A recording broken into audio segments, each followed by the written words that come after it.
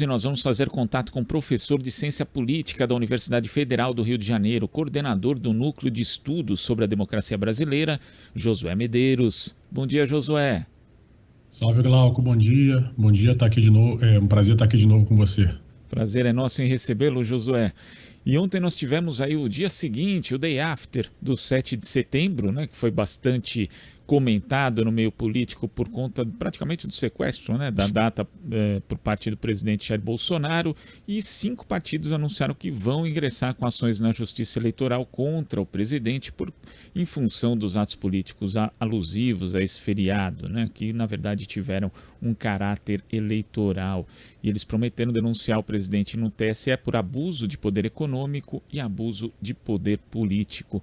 Como é que você viu os atos em si e também essa reação, Josué? Olha, Glauco, a gente viu um dia de golpe, né? Um dia de mobilização golpista, a captura de uma data cívica, a captura de um feriado nacional por um presidente, por um movimento político, algo inédito na nossa história, né? Obviamente a ditadura militar também fez esse tipo de captura, mas ali a gente não vivia numa democracia e agora a gente vive. Então, chama muita atenção, né? O fato se torna muito grave. Do ponto de vista das consequências, acho importante, né, esse movimento dos partidos. É preciso cercar, é preciso pressionar institucionalmente o Bolsonaro, mesmo, né, você vê que nas redes sociais a bolha progressista fala, mas isso não vai dar em nada, né? Mas não é sobre dar em nada ou dar em alguma coisa. É sobre você reagir, fazer movimentos, né? Mobilizar instituições, setores sociais, porque um dos elementos do dia golpista do Bolsonaro é o isolamento dele. Ele estava muito sozinho lá nessas manifestações, né? Com o seu movimento, mas sem candidatos a governo com votação expressiva nos estados mais importantes, sem o presidente da Câmara, sem o presidente do Senado, sem nenhum ministro do STF. Então é importante registrar esse isolamento e reforçar isso, que é a reação que os partidos estão fazendo aí de pressionar, de denunciar. Acho bem importante. Eu acho interessante quando você toca nesse aspecto, Josué, mas não vai dar em nada, então nem adianta, até porque muita gente estava especulando que Bolsonaro quer isso mesmo, né? Quer de repente ter a sua chapa impugnada ou uma punição mais severa para sair dessa situação como vítima diante aí de uma derrota eleitoral que parece cada vez mais certa. Mesmo assim, não dá para dar carta branca para uma pessoa praticar todo tipo de ilegalidade, inclusive isso que na verdade vem ocorrendo desde que o presidente assumiu. Aliás, não só desde que ele assumiu, mas desde quando ele era deputado, né, Josué? Pois é, acho que tem uma coisa que né, as pessoas progressistas que pensam política, que se impactam com o que está acontecendo no país, né, de modo muito justo, muito legítimo. Desde que o Bolsonaro ganhou, começou a ter uma forma de raciocínio que é como se tudo que o Bolsonaro fizesse desse certo para ele, né? Então, se o Bolsonaro age de um jeito e a gente reage, é bom para ele, mas se a gente não reage, também é bom para ele. E não funciona assim, né? Ele não tem o controle absoluto das variáveis, ele não tem o cálculo completo. Aliás, 4 anos de Bolsonaro mostram para a gente que ele calcula muito pouco, né? Na verdade, ele tem sempre a mesma batida, sempre a mesma lógica, sempre a mesma pegada. Então, se ele calculasse muito, ele mudava mais, né?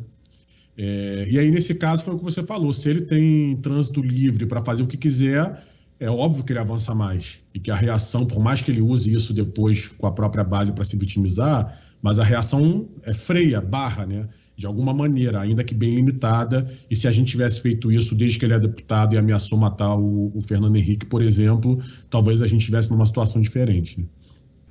Inclusive não só nesse momento, mas também no voto dele pelo impeachment da ex-presidenta Dilma, em que ele homenageou um torturador reconhecendo a tortura, né?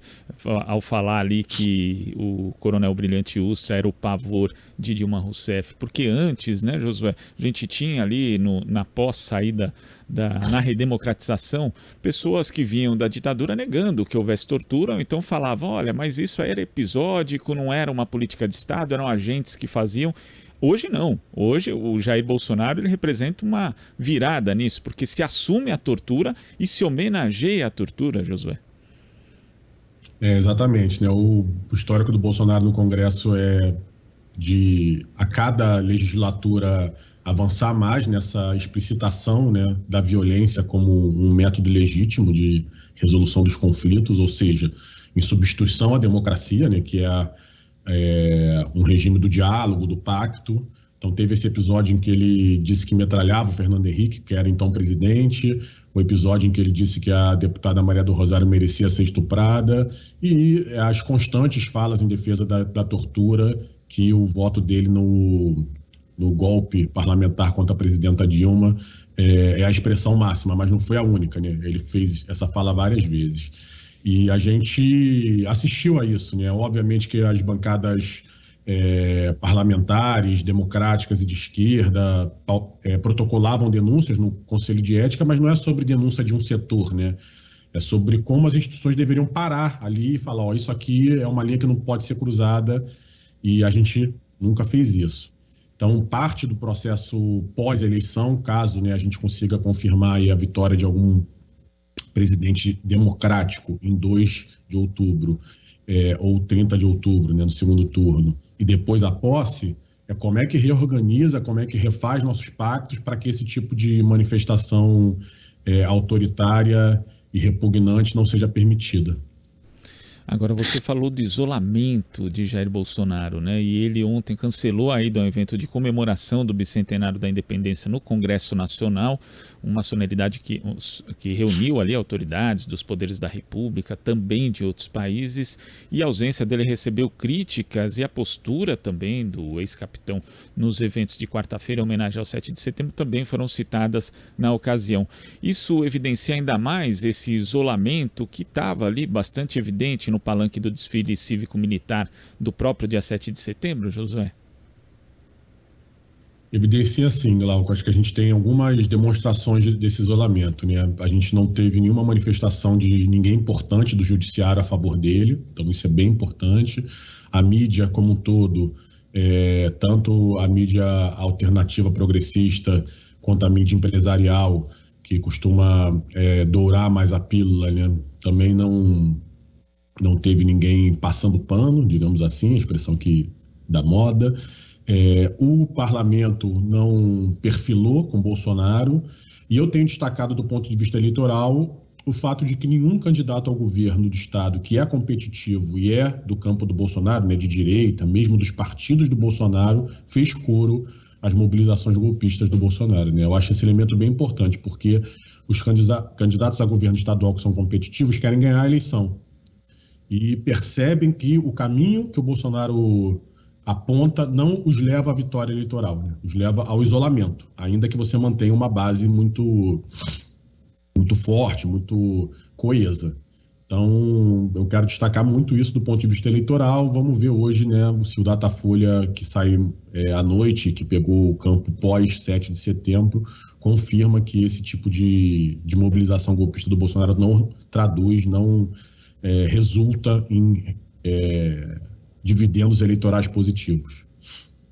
Agora, ontem nós tivemos o ministro do Supremo Tribunal Federal, Luiz Fux, comandando a sua última sessão na presidência do STF. Na próxima segunda-feira vai tomar posse a ministra Rosa Weber como presidenta da corte. E o Luiz Fux disse o seguinte ontem, Josué: não houve um dia sequer em que a legitimidade de nossas decisões não tenha sido questionada, seja por palavras hostis, seja por atos antidemocráticos. Ele não menciona o presidente Jair Bolsonaro, mas o recado também fica bastante transparente. Como é que você vê isso? E a gente sabe que, na verdade, o Fux ele tentou dialogar com Bolsonaro durante boa parte da gestão do atual presidente. Com a ministra Rosa Weber, você acha que pode ter um acirramento maior, ou seja, uma postura mais assertiva dela em relação a esses ataques à democracia?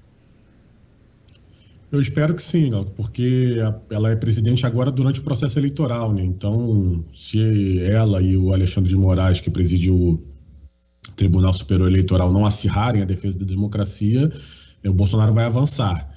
Agora, eu achei interessante esse diagnóstico, foi exatamente isso que a gente, né, como pesquisador, acho que vocês, a partir do jornalismo, também viram desde 2019, né?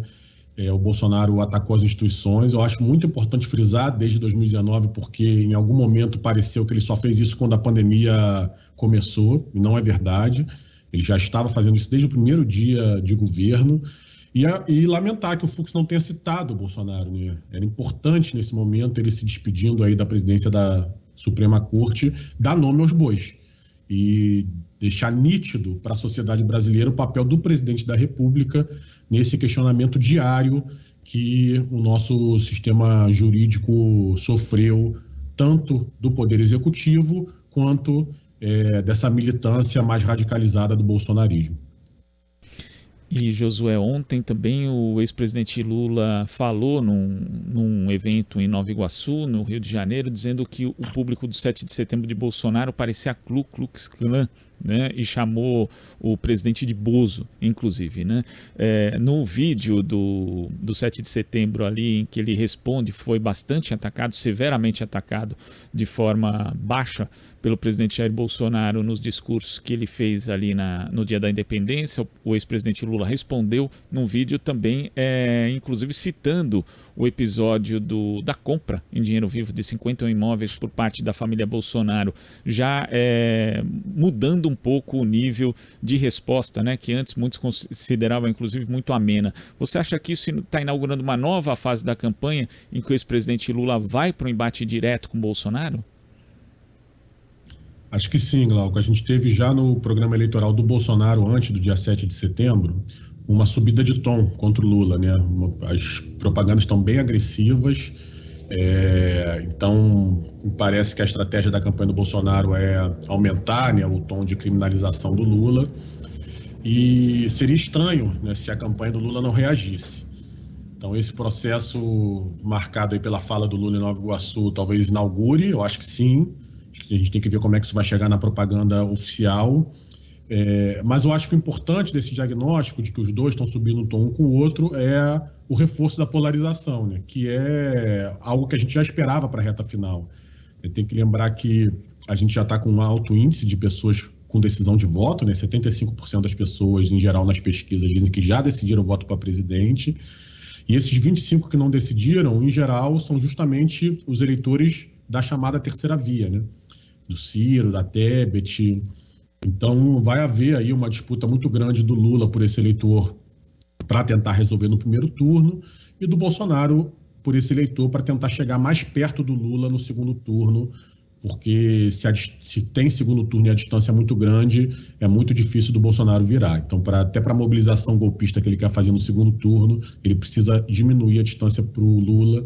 Eu acho que é isso que a gente vai ver do ponto de vista eleitoral agora na reta final da campanha.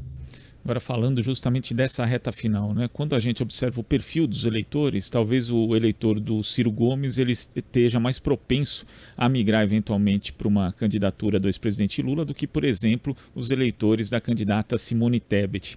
Você acredita que caso a Simone Tebet sustente esse crescimento que ela teve nas últimas pesquisas fora da margem de erro e acabe ultrapassando o Ciro Gomes, a candidatura dele pode desidratar na reta final e, na verdade, esses votos que migrariam para Lula no segundo turno migrarem já no primeiro? Acho possível, sim. Acho que a gente vai ter 2 semanas de muita tensão do ponto de vista eleitoral, nessa subida de tom, o Bolsonaro radicalizando seus apoiadores, a gente com o receio de ver mais episódios de violência política. E além dessa tensão, a gente vai ter muita emoção, né? Porque tem uma dinâmica de migração de votos mesmo, que é tradicional. Assim, você pode ver em toda eleição nossa, tem uma reta final, umas ondas, né? Em 2018, por exemplo, foi uma onda a favor do Bolsonaro, né? Ele quase venceu no primeiro turno, com um crescimento bem considerável na última semana. Então, acho que sim, acho que vai ter um movimento muito forte de pressão, né, positiva aí sobre o eleitorado do Ciro. Essa pressão vem por parte do eleitor do Lula, que quer resolver logo no primeiro turno, mas também por parte de um eleitor que não é do Lula, mas que está com receio de ver o Bolsonaro no segundo turno, e aí começa a migrar para encerrar logo a eleição. E nos últimos dias, né, última semana, tem essa terceira pressão aí que é nova, que é um crescimento da Simone Tebet, que pode desbancar o Ciro de um terceiro lugar. Seria um fato novo na eleição, algo não esperado, né, quando a gente analisava o quadro eleitoral, e bem interessante de ver como é que o Ciro vai reagir a isso também, porque até agora o Ciro se coloca como se fosse natural que ele está ali no terceiro lugar, e é ele que teria condição de ocupar, de quebrar a polarização, né? E o crescimento da Simone Tebet mostra que não é natural esse lugar, que tem uma disputa também nesse campo. Josué, queria agradecer a sua participação aqui no Jornal Brasil Atual de hoje. Muito obrigado, até a próxima.